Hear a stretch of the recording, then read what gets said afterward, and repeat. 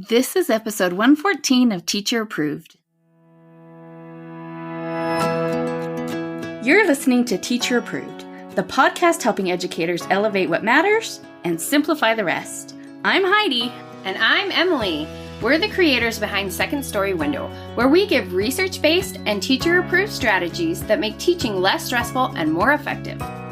You can check out the show notes and resources from each episode at secondstorywindow.net.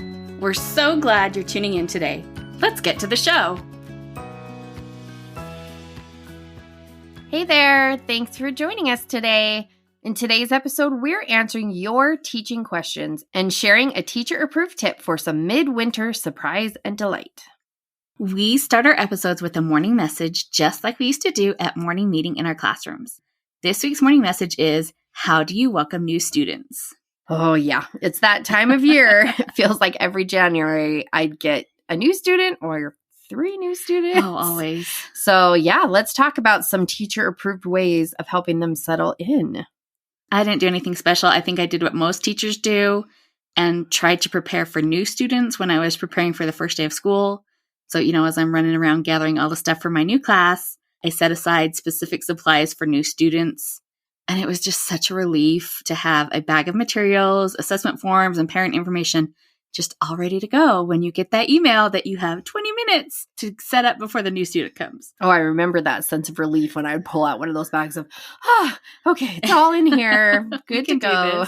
Dale in our Facebook group does the same thing. He says, I have a few packs of supplies ready in a closet, including a stack of textbooks and notebooks that match what everyone else has.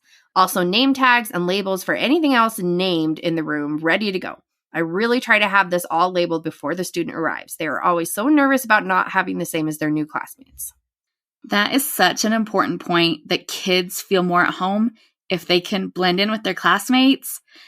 Our new little guys, they're already feeling like outsiders. They don't want to be singled out even more by, having a different kind of name tag than everyone else. Right. I also really like this tip from Jennifer. She said, I just got a new student before the break, and I incorporated into our morning meetings that week an SEL review about feelings we have when doing something new. It involves everyone without necessarily singling out the new student and helps the rest of the class with empathy while welcoming our newest member of the class. I love that idea. And if you have some tips for helping new students settle in, we would love to have you join the conversation over in our Teacher Approved Facebook group. We are doing something new today, and we are dedicating this episode to answering some of your tricky teaching questions. We recently sent out a survey, and several teachers shared some of their current headaches. And if it's giving one teacher a headache, it's probably a problem a lot of teachers are dealing with. So we decided to use today's episode to offer some teacher-approved solutions for them and for you. Well, let's jump into our first question. CM Rick says, January seems to be a drag of a month in general with weather, etc. Oh, so agreed.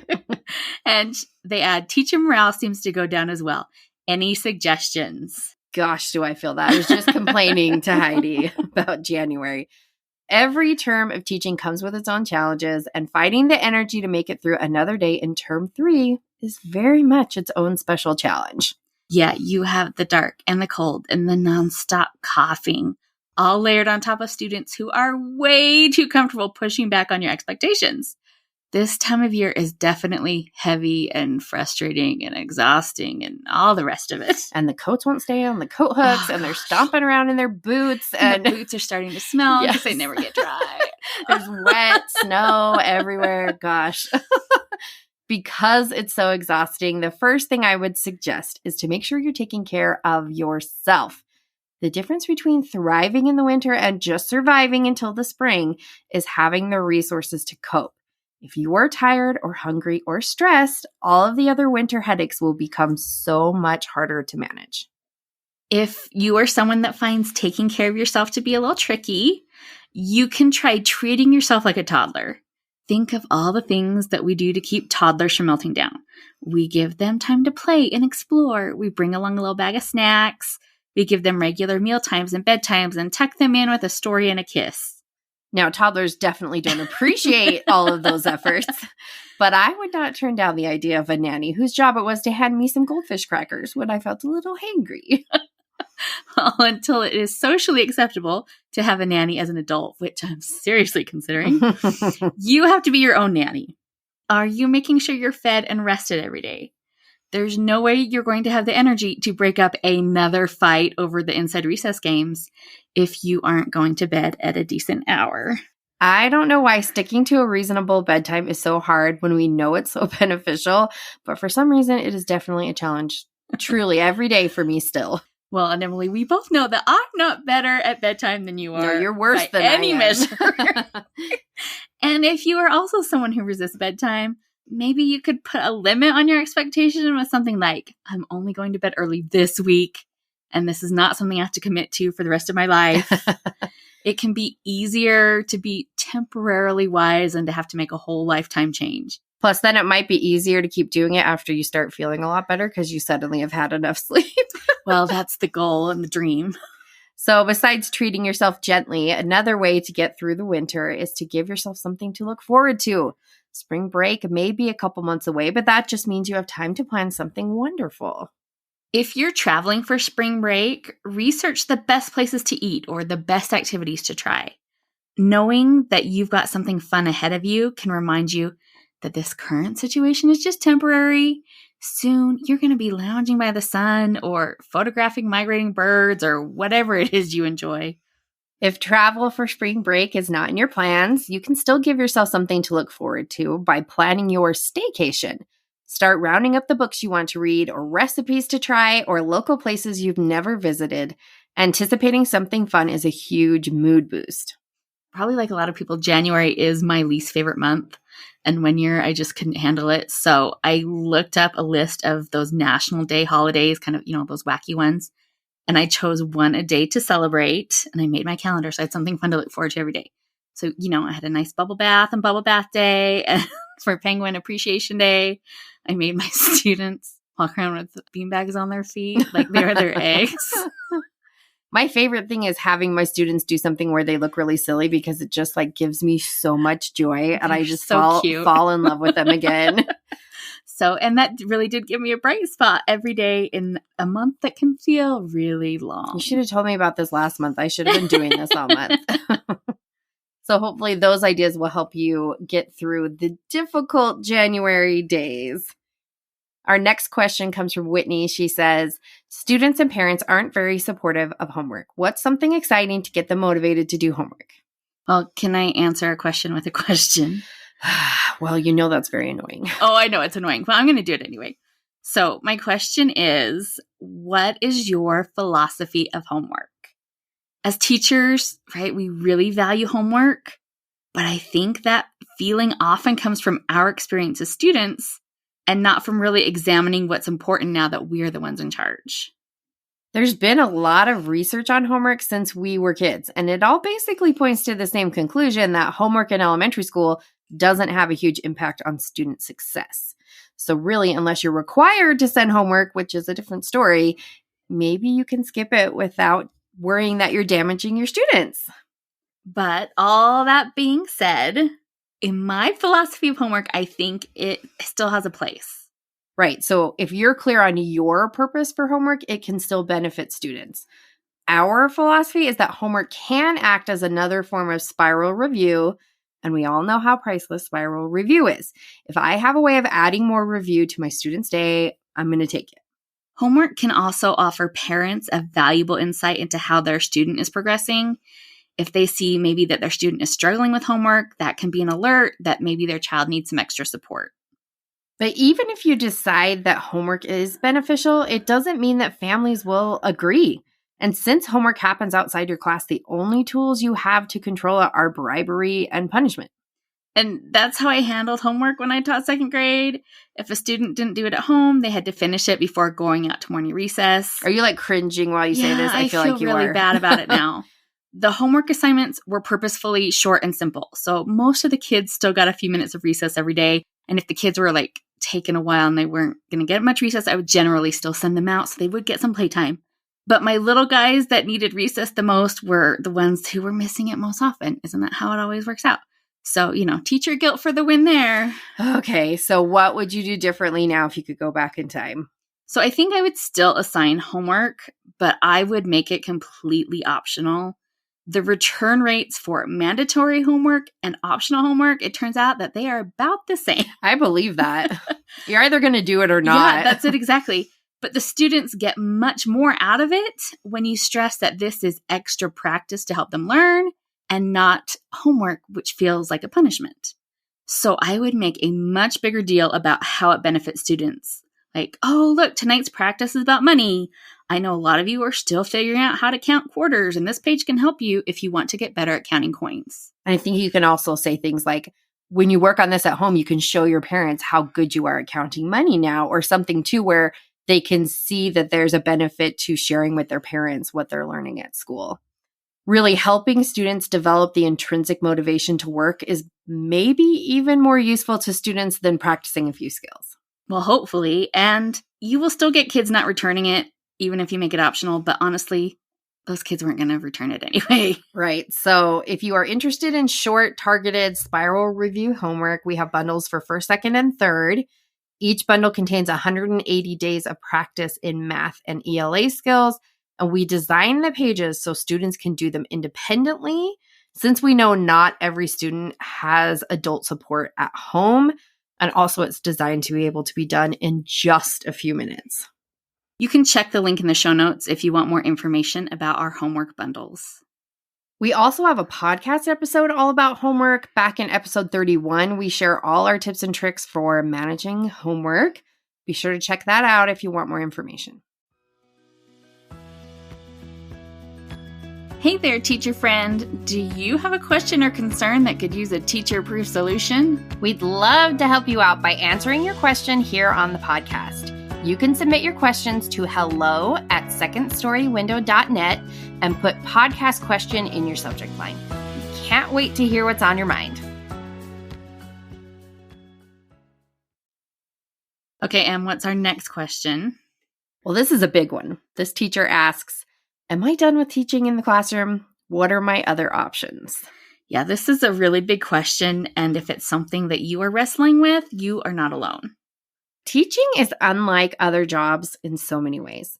We could for sure do a whole episode on this, but in the interest of time, I would say, don't stay in teaching because you feel stuck in teaching. You do have options. And once you're a teacher, being a teacher is such a huge part of our identity that it can feel like a betrayal to consider another option, but that's just not true.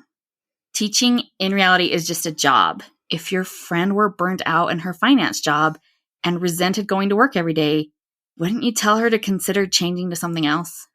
Plus, you can always come back. Maybe you need to do something else for a little while, but schools will always want and need good teachers. It can be hard for teachers to imagine what work looks like outside of the classroom, but it's important to recognize that teaching gives you lots of skills that employers are looking for. If you want more details on how to transition out of the classroom, an account I really like on Instagram is Teacher Career Coach. She has lots of resources that can help you take that next step. I got a kick out of something she posted recently that says one of the biggest challenges former teachers have in new jobs is adapting to the pace. Not speeding up, but slowing down. Yeah, that makes sense. When you're used to doing everything at 90 miles an hour, working at a sustainable speed is going to feel glacial. Yeah. So good luck to anyone out there contemplating a switch. We're cheering you on, whether that's in the classroom or out of it. If you do decide to stay, we hope we can be a resource to help you make your job a little bit more manageable. All right, time for our next question. Our next question is, what would be a good way to ramp up my third grade instruction so learning is more rigorous? This is a great question for this time of year as we are gearing up for everyone's favorite season of testing season. Oh, we didn't even practice that. That was good, Emily. And our favorite way of increasing rigor is to increase retrieval practice. So, as a reminder, retrieval practice is a learning strategy that focuses on getting information out of our student's brain instead of focusing on putting new information in. The effort of having to call up relevant information when it is needed is what increases learning. The more difficult the retrieval practice is, the better it is for boosting learning. That's what I tell myself when I'm watching Jeopardy and I can't get it fast enough. Like, this is helping me get faster. I'm getting smarter. Even when I'm like, it's in there. It's in there somewhere. I just can't call it up fast enough. But retrieval practice does more than just give us the right answer at the right time or slightly after the contestants have rung in. They're so fast. They're very fast. It also makes our understanding more flexible. That means we are improving our students' complex thinking and application skills. We're reorganizing our students' knowledge and transferring that knowledge to new concepts. And what teacher doesn't want that? So how do we apply retrieval practice to our classrooms? Well, we love Spiral Review. Yes, Spiral Review should be happening every day in every classroom. Emily and I like to incorporate it into our morning work, but you can only do retrieval practice any time of day. The nice thing about retrieval practice is that it can be as simple as flashcards. Online review games are great, or you can do simple games where you give a question and have students respond on their whiteboards. Exit tickets are another form of retrieval practice. Maybe you didn't already know that. Or you could do the opposite and have an opening ticket where you have students write down everything they remember from yesterday's lesson. Remember that the key to retrieval practice is having students recall information from their memories without any notes or clues. The hard work of having to remember is where the magic happens. And really, retrieval practice does seem a little magical. I love this quote from cognitive scientist Pooja Agarwal. And she said, "My colleagues and I looked at 50 experiments in classroom settings, ranging from elementary school to medical school. And we wrote about how everything kind of just works. Regardless of timing, frequency, question format, grade level, and content area, the majority of experiments revealed medium to large effect sizes, indicating that retrieval practice improves learning consistently in real-world classrooms." So if you're looking to increase the rigor in your instruction before testing season starts, make retrieval practice fun or structured or simple or part of a large system, but just do retrieval practice somehow in whatever way works for you. And make sure your students are doing it every day. We're up to our last question from Jay Gifford. They ask, "I have the sweetest boys, but they're impulsive and immature. Any ideas?" Well, I am feeling for you, Jay Gifford, because I have been there. Yes. 1 year with my particular set of students, I warned every substitute that those kids were like puppies. They weren't trying to be naughty. They just couldn't control their energy. And as the teacher, I kind of approached how I handled this in 2 different ways. The first way was just white-knuckling through the day, constantly redirecting their overflowing energy until I was exhausted and short-tempered. The second way I approached this was giving students tools to act more mindfully and manage their energy themselves. I wonder which one was more effective. Yeah, no surprise there. The focus on mindfulness really did help, and I don't mean like it took the edge off. I mean, it made a huge difference. So here's kind of an outline of what I did. We would have a normal morning routine, but then after correcting our morning work, everyone would stand up and we would draw lazy 8s, which are just like infinity symbols, in the air with our hands. We would make sure and switch arms. Lazy 8s are a good routine because it forces the arm to cross the body's midline. If you're not familiar with that term, the midline is an imaginary line that runs down the center of your body. Movements that cross the midline force the hemispheres of your brain to coordinate better. And then after we would do our lazy 8s in the air, we would trace them several times on scratch paper. We would use each hand, switch hands, and then we would do both hands together. And that is really tricky for some of our little guys. Honestly, that feels tricky for me. And then we did morning meeting, just like a normal morning. That particular set of students couldn't handle playing a game. Like they were just that keyed up. So instead of a game, our group activity was a guided meditation that would end in deep breathing. I've mentioned this before. My favorite meditations came from the Relax Kids books, and there's a link to those in the show notes. Another good resource for meditation and mindfulness is the Headspace app. And I think if you're a teacher, you can get that app for free. Yeah, I would have really enjoyed that app. At another point in the day with these kids, we worked on focus. And even if you don't have a high energy class, this could really come in handy, again, as we're heading into testing season to help kind of build some of that focus stamina. So I drew a circle on the board and I would have all the kids look at it. They could blink while I timed them. And then as soon as someone in the class looked away, I would stop the timer. And then the next day they would try to beat their time. And as they got better at this, I would make it harder by decreasing the point that they focused on until it was, just a little dot. Or I would try to playfully distract them when they're supposed to be focusing. I also would print detailed coloring pages, kind of like adult coloring books, but not the adult content coloring books, you know what I mean? And then I would let them color those for a few minutes after specialty classes to kind of just release some of that energy that built up with those poor specialty teachers who are not equipped to deal with some of those kids. And then instead of our regular science and social studies lessons, I switched to lessons from the Mind Up curriculum.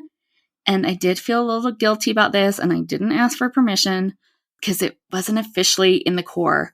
But honestly, the kids referred to those lessons throughout the day, like it came up in just classroom conversations. So it was definitely a worthwhile pivot. Mind Up is a great resource. They have lessons for grades K through 8, and they're pretty affordable. You can get them on Amazon, and we'll link to those in the show notes as well. So that's how I survived my little puppy dog class. Plus, we would stop throughout the day for deep breathing whenever any of us needed a reset. Because I was just throwing so many things at them at once, I don't know if it was one activity in particular that helped or if it was just the combination of everything. But honestly, if I had a class like that again, I would not hesitate to implement those changes if my students needed that support.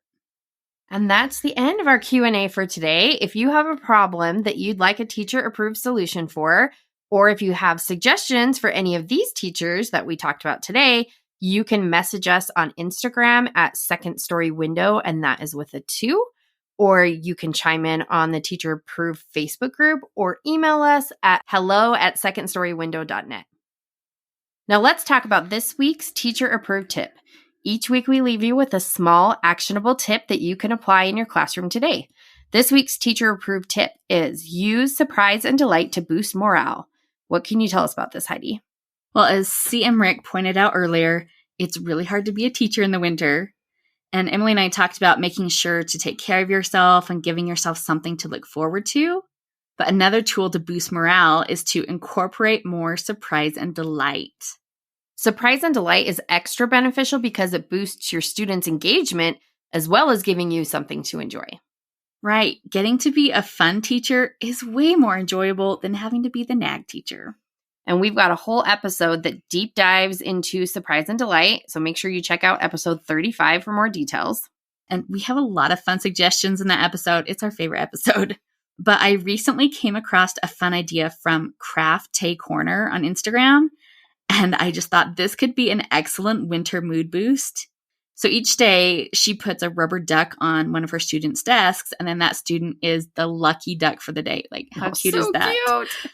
And she does lucky duck all year long. So the lucky duck of the day is the line leader and the paper passer, as well as getting certain special privileges. But I think you could easily adapt this for the short term, for maybe like a month till you go through your whole class. Instead of having set lucky duck jobs, maybe the lucky duck gets to sit in a special chair, or to choose centers first, or have extra technology time, or spin the prize wheel.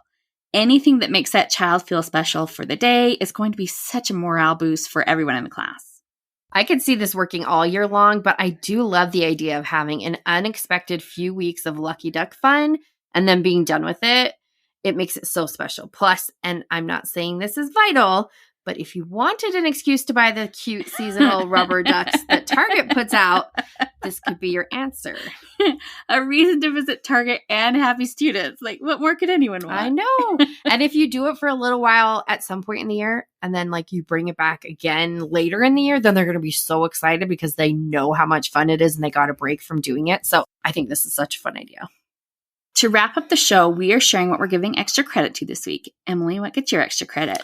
I'm giving extra credit to the Goshi exfoliating shower towel. Oh, that's a mouthful. So it's an exfoliating washcloth that's like the size of a big scarf. That's the only way to describe it, because washcloth is making you picture like small. Uh-huh. So I've tried some cheap Japanese washcloth towels before, and they were okay. They were made out of that like plasticky shower loofah material, but the Goshi towel is a big improvement on that. It's made of like super soft fabric. but it's more effective and less abrasive than the cheap cloths I've tried, and it dries really fast. So if you hang it in your shower, you're good to go. And my skin feels so smooth and soft after using it, and your lotion will go on so nice. I'll have to give that a try. Yes, good for winter especially. Yes, definitely. What are you giving extra credit to? So my extra credit goes to a show I just discovered on PBS called Miriam and Alan Lost in Scotland. So it follows actors Miriam Margolyes and Alan Cumming as they tour around Scotland in an RV. And if you know those actors, just the thought of that is hilarious. It's really just everything you want in a travel show. It's funny. It's heartfelt. You see tiny corners of Scotland that don't normally make it into the travel shows. And Miriam Margolyes is a live wire, just to put that mildly. Oh yeah, she is something. Yeah, with a very earthy sense of humor. And it's just really extra entertaining trying to watch Alan cope with that. It's very funny. I'm going to have to check that out. That's it for today's episode. Thanks to everyone who sent in questions. And if you have a headache that needs a teacher-approved solution, make sure to reach out to us at hello@secondstorywindow.net or on Instagram at secondstorywindow, and that's with it too. We hope you enjoyed this episode of Teacher Approved. I'm Heidi. And I'm Emily. Thank you for listening. Be sure to follow or subscribe in your podcast app so that you never miss an episode. You can connect with us and other teachers in the Teacher Approved Facebook group. We'll see you here next week. Bye for now. Bye.